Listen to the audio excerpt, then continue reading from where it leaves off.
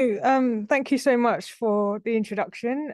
It's always a really great pleasure to have a conversation about public participation data and AI. I wanted to share a little bit about myself in the space, working in the space. So I've been a long-standing practitioner of deliberative democracy type approaches, have extended that thinking about participation in AI.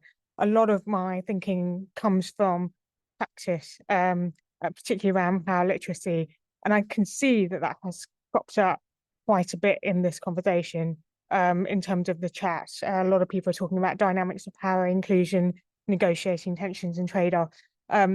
So I will get my slides up now, don't worry. I do have some, but I wanted to first introduce myself before we go back into that invariable Zoom mode. So hopefully you are able to see these slides. Correct. Okay, brilliant. So strategies for including public voices in AI. What's the problem? The problem is AI-cracy. Yes, not very easy to pronounce, but I'll say it anyway. The idea that through the design and the development of technologies, people are locked out. That's the AI-cracy.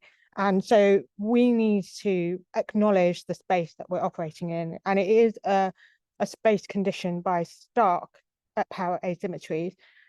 So obviously I've got here a picture reflecting some of the events of recent weeks that suggests that there is a dynamic or a relationship at the moment between the way decisions are made in the political system and also the exclusion of people quite manifestly here. And that's image really reflects trends and dynamic around the relationship between big technology and political decision makers that seem to be perpetuating asymmetry of the power. So current power dynamics require us to take a power literate approach.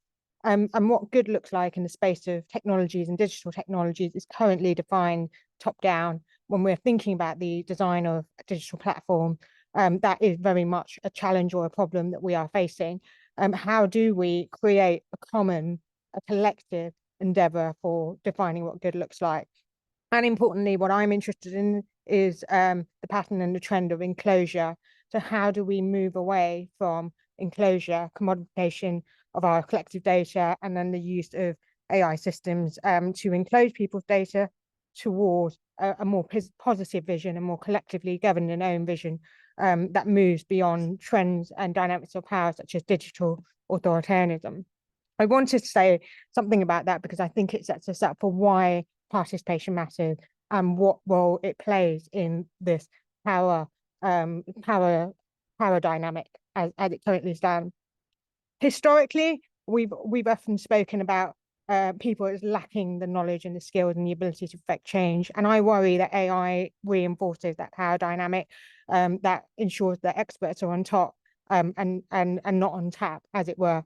The right-hand side is the vision of a dialogue model where society, experts, tech developers, governments and policymakers work together to co-create that vision and realize a just and viable world. So what is required and why is it required? Firstly, the most important thing that often drops out of the conversation is about society's capability for critical reflection on AI. I'm really influenced by Paulo Freire's work on this. He wrote a book called The Pedagogy of the Oppressed, where he talks about education as moving away from a banking model towards a much more critical awareness of the impact of dynamics of power in our lives. In the context of AI, we need to understand how AI is affecting our lives, come to having a critical consciousness and use dialogue as a tool, educating ourselves and educating others, but not educating in the sort of dissemination mode of we will tell you what is right for you, but also educating for the purpose of collective governance and ownership. There's something really important about solidarity and collaboration in this process, as is evident in the diagram that I showed previously. Central to Freire's work is the idea of practice, which is the integration of reflection and action for us to really realize what stops us from shaping change when it comes to AI. We need to realize what barriers are and develop strategies to overcome those barriers. So true liberation comes from our own critical reflection on our own social reality. So that's where we need to engage with things like systems of oppression, and take transformative action to change those systems of oppression. AI, this is also about improving AI, believe it or not. On the right-hand side, Wittgenstein's duck rabbit image illustrates that when we see something, our view of it is always limited. So being able to embed public voice in an AI means being able to develop better AI, and shed light on a range of dimensions that allow us to improve its effectiveness. Equity and well-being. So here, this diagram is Dalgren Whitehead's diagram, where he illustrates the different dynamics that affects our experience of AI. Well, he's actually talking about health, but I think it relates to AI as well. Our individual lifestyle factors, age, gender, ethnicity, disability, the social and community networks that we form part of, our access to social capital, and then our living and working conditions. These are all the things that mean that we live and experience AI from different standpoints. And that's why I'm interested in the question of what does it mean to include, given that the public is not an homogenous kind of group. We're quite diverse in our way. And looping back full circle, it is about legitimacy, accountability, and trustworthiness. And it is about creating accountability mechanism to ensure that AI is working for us rather than us working for AI.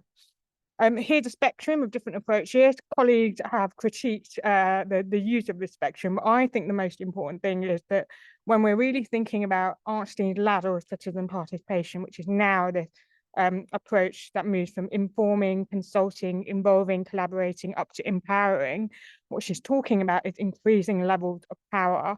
And I think it's important that we shouldn't lose sight of that. Participation is also about power. What are the critiques of Arnstein's spectrum and ladder? The question is, do you like the ladder you're climbing? And I'll leave you to answer that question. It is linear. Whether you go this way or this way, it's linear. The ladder to spectrum question is whether people have interpreted or misinterpreted Arnstein and therefore sanitized the points about power. And it's a normative representation. So it talks about what participation should look like, and it doesn't engage with the risks of participation watching, which is what might participation actually look like. And I'm interested in the distinctions between the normative and the reality. So there are huge risks here. Participation what? Who gatekeeps what the public thinks, and do they do all the work justice with integrity? These are important questions to ask as well. I'm here to make the case for a broad ecology of participation with power at the heart of it at the local, national, transnational, and global level. And here are some examples. Tim's already mentioned this idea of a global citizens assembly on AI, or global assembly on AI, that aims specifically to influence global governance and global decision making. And that is entirely consistent with thinking about nationally. Citizen juries, council, data assemblies, people's panels, summits, again, very institutional.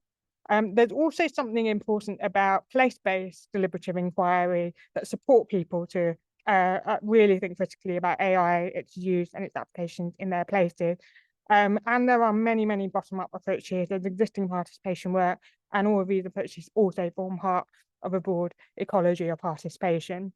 So there's much more about this in a paper, but these are essentially the key points. In terms of the 3 key steps, and to conclude, I'll require, firstly, as you have heard, we need participation for people's empowerment. Secondly, we need an approach to participation centering community, their needs, interests, and values. And thirdly, we need to develop new and different spaces that enable the empowerment of those most excluded. If we get those steps right, I think we're on track. Thank you very much.